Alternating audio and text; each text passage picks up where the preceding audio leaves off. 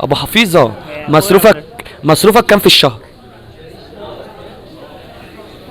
في الشهر مش دلوقتي. بص انا بصرف الجنيه ده في اسبوع، ممكن بقى بعد كده على مدى الشهر اصرف لي 5 جنيه ولا حاجه.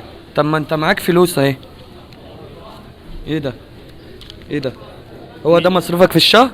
لا ده على مدار ال3 سنين، ابويا قال لي خد دول 3 سنين قدام. يعني انت بتصرف 5 جنيه في الشهر؟ و7 جنيه في الاسبوع. وس... طب ازاي؟ كام بقى توتال؟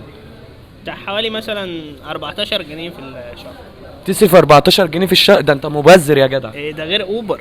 غير اوبر، بتصرف كام اوبر بقى؟ ممكن مثلا بركب من هنا لحد البيت مثلا ب2 جنيه. انت عايش في انهي زمن؟ ايه؟ عايش في انهي زمن؟ الفراعنه. الفراعنه؟ هو في الفراعنه كان في اوبر؟ لا، ما انا كنت بركب خيل. زمان كان اوبر بالخيل. اوبر بتطلبه ازاي؟